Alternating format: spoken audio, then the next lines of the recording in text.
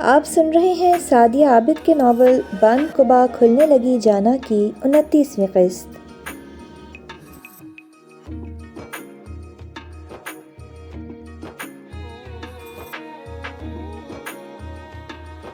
Dead, میں شادی کرنے کا فیصلہ کر چکا ہوں۔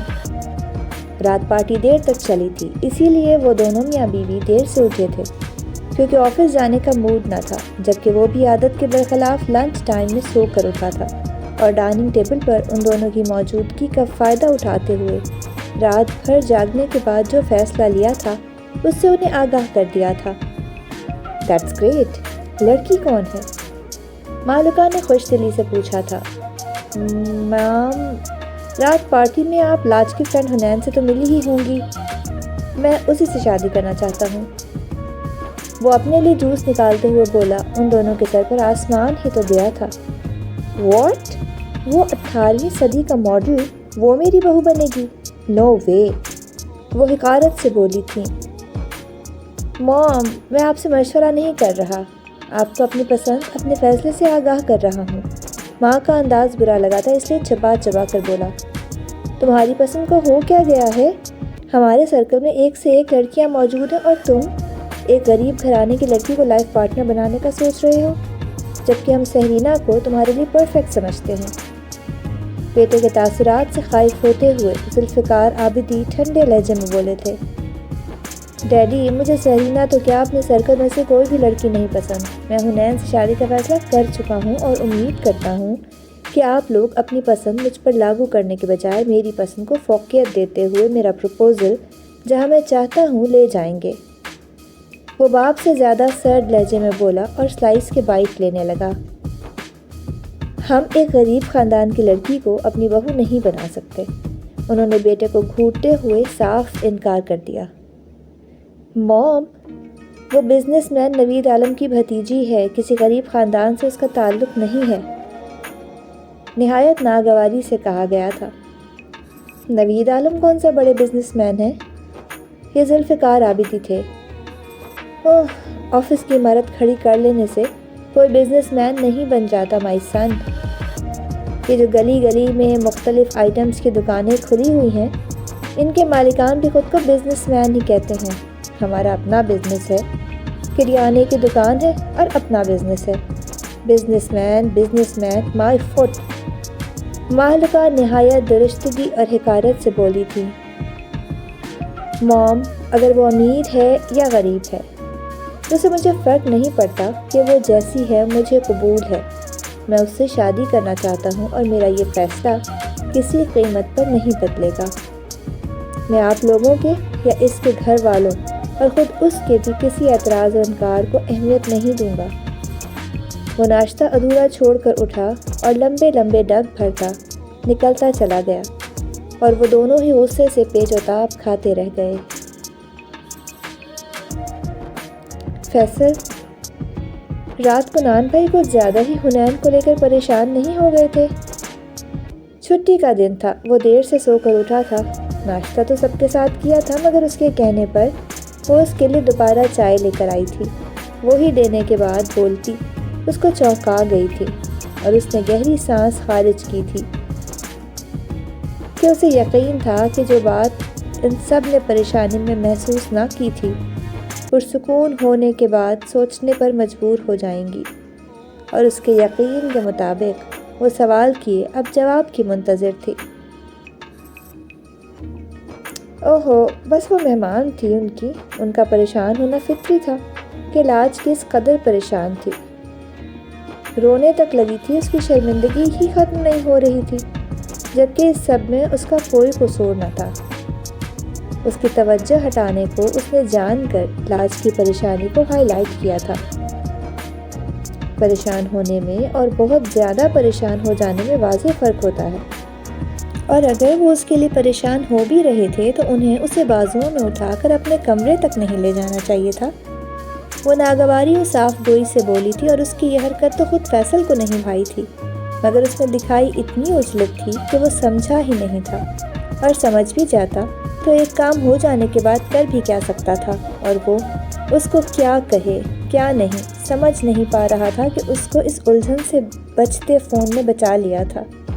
وہ دونوں ہی رنگ ٹون سے ہی سمجھ گئے تھے کہ کس کی کال ہے، اور وہ قدرے ناراضی سے اس کو دیکھتی وارڈروب کھول کر کھڑی ہو گئی تھی۔ تجھ سے کچھ بات کرنی ہے، گھر آ جا، وہ چھوٹتے ہی بولا تھا۔ بات کیا ہے؟ وہ الجھ گیا تھا۔ فون پر نہیں کر سکتا، یہ بتا کتنی دیر میں آئے گا؟ وہاں سنجیدگی کا عالم ہنوز تھا۔ ایسی کیا بات ہے جو تو فون پر نہیں کر سکتا؟ وہ محض حیران ہی نہیں پریشان بھی ہو گیا تھا۔ تو عورتوں کی طرح پیچھے نہ پڑ جایا کر، سیدھے طریقے سے کہہ آ رہا ہے یا نہیں؟ وہ تپ چکا تھا۔ ایسا کر تو آ جا، میرے سر میں درد ہے، کچھ آرام کرنا چاہتا ہوں۔ اس نے اس کی ناراضی محسوس کر کے ہتھیار ڈالے تھے۔ اوکے، آدھے گھنٹے میں پہنچ جاؤں گا۔ اس نے فوراً ہی حامی بھر کر رابطہ منقطع کر دیا تھا۔ سیل فون سائٹ پر رکھتے ہوئے وہ چونک اٹھا کہ وہ بگڑے تیوروں کے ساتھ بیڈ پر واپس آ بیٹھی تھی۔ ایک ہی دن چھٹی کا ہوتا ہے، وہ بھی آپ اپنے دوست کے ساتھ برباد کر دیتے ہیں۔ اس کا موڈ بری طرح آف ہو گیا تھا کیونکہ کچھ دیر پہلے اس نے میکے جانے کا کہا تھا تو اس نے سر درد کا بہانہ کر کے معذرت کر لی تھی۔ اب تم میرے واحد دوست سے بھی جیلس ہوگی، اس سے ملنے جلنے پر پابندی لگاؤ گی۔ اس کا خراب موڈ بحال کرنے کو اس نے شرارت سے اسے چھیڑا تھا۔ اگر آپ کے ماننے عمل کرنے کی امید ہو تو ایسا بھی کر لوں کہ آپ کا دوست مجھے اپنی سوکن لگنے لگا ہے۔ مجھ سے زیادہ وقت تو آپ اپنے دوست کے ساتھ گزارتے ہیں۔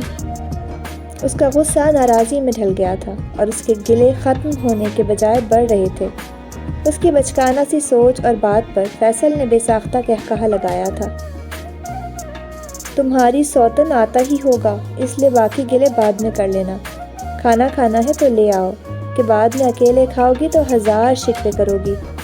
اس کا ہاتھ تھام کر نہایت پیار بھرے لہجے میں بولا۔ آپ سن رہے ہیں سعد عابد کی قلم سے لکھا ناول بند قبا کھلنے لگی جانا۔ چینل کو ابھی تک سبسکرائب نہیں کیا تو ابھی سبسکرائب کریں اور بیل نوٹیفیکیشن کو آن کر لیں تاکہ ہر نئی آنے والی قسط کا نوٹیفیکیشن آپ کو بروقت مل سکے۔ شکریہ۔ روز بھی اکیلے کھاتی ہوں نا، آج بھی کھا لوں گی۔ آپ کریں اپنی محبوبہ کا انتظار اور گزاریں چھٹی اس کے ساتھ۔ میں ڈیڈی کے گھر جا رہی ہوں۔ ہاتھ چھڑا کر ناراضی سے کہتی بیڈ سے اترتی کہ اس کا بازو تھام کر اسے اپنی جانب کھینچ گیا تھا۔ اوہو، تو لگتا ہے مسز کو مجھ سے محبت ہو گئی ہے جو یوں پوزیسو ہوا جا رہا ہے۔ اسے خود پر گرائے، اس کی کمر پر حصار باندھے، شرارت سے اس کی آنکھوں میں جھانکتے ہوئے مخمور لہجے میں گویا ہوا تھا اور اس کی قربت اس کے حواس سلب کر گئی تھی۔ ساری ناراضی، تمام گلے کہیں جا سوئے تھے۔ دھڑکنیں اور جذبے جاگ اٹھے تھے اور اسے کنفیوز اور حیا سے مخمور پا کر وہ دلکشی سے مسکراتا جسارتوں پر آمادہ ہوا تھا کہ دروازے پر دستک ہوئی تھی۔ اس نے بدمزہ ہو کر گرفت ڈھیلی کی تھی۔ وہ سرد سے اس کے حصار سے نکلتی اتھل پتھل سانسوں کے ہمراہ دروازے کی جانب بڑھی تھی اور خود کو کمپوزڈ کر کے دروازہ کھول دیا تھا۔ فیصل بھیا سے کہو کہ کنان بھائی آئے ہیں، سیرش پیغام دے کر پلٹ گئی تھی۔ فیصل نے اسے دیکھا جو سرخ چہرے کے ساتھ کافی سنجیدہ نظر آنے لگی تھی۔ میں ڈیڈی کے پاس جا رہی ہوں، فرصت ملے تو لینے آ جائیے گا۔ اس نے جاتی ہوئی سمیرا کا ہاتھ پکڑ لیا۔ یار، کل آفس سے آ کر لے جاؤں گا۔ یہ کنان کا کچھ بھروسہ نہیں ہے کہ وہ کتنی دیر ٹھہرے یا آؤٹنگ کا پروگرام رکھ لے۔ اس کے خفا چہرے کو دیکھا تھا کہ اس کا موڈ ٹھیک سے بحال بھی نہیں کر پایا تھا کہ موڈ پہلے سے زیادہ خراب ہو گیا تھا۔ آئی ڈونٹ کیئر، مجھے آج ہی جانا ہے، آج نہیں تو آپ کل آفس سے آتے ہوئے پک کر لیجیے گا۔ بازو آزاد کروا کے سنجیدگی سے بولی تھی۔ تمہاری یونی سے چھٹی ہو جائے گی، وعدہ، کل لے جاؤں گا اور پکا پرومس نیکسٹ سنڈے صرف تمہارے ساتھ گزاروں گا۔ اس کو منانا چاہا تھا مگر جیسے وہ بھی اپنی بات پر بری طرح اڑ گئی تھی۔ آپ میری شرائط بھول گئے ہیں کہ آپ چاہتے ہیں کہ میں آگے پڑھوں تو آپ مجھے ڈیڈی کے ہاں جب میں چاہوں گی لے کر جائیں گے، نہ کبھی روکیں گے نہ انکار کریں گے۔ اس نے جو 20 شرائط کہی تھی ان میں سے وقتاً فوقتاً جتنی بتائی تھیں ان میں یہ شرط سر فہرست تھی۔ اوکے، تم چلی جاؤ۔ میں پک نہ کر سکا تو صبح ماموں جان کے گھر سے ہی ڈائریکٹ تمہیں یوں ہی چھوڑ دوں گا، اپنا بیگ احتیاطاً لے جاؤ۔ وہ کہہ کر اس کے بگڑے زاویے دیکھے بنا کمرے سے ہی نکل گیا تھا، اور وہ غصے سے بری طرح کھول کر رہ گئی تھی کہ پڑھائی اور کنان دو ایسے معاملات اور لوگ تھے جن میں اس کی ایک نہیں چلتی تھی۔ اس کے علاوہ اسے کوئی شکایت نہیں تھی کہ وہ اس کی سوچ سے بڑھ کر محبت کرنے اور خیال رکھنے والا شوہر ثابت ہو رہا تھا۔ آپ سن رہے تھے سعدیہ عابد کے ناول بند کباغ کھلنے لگی جانا کی 29ویں قسط۔ اگلی قسط کے ساتھ انشاءاللہ بہت جلد حاضر ہوں گے۔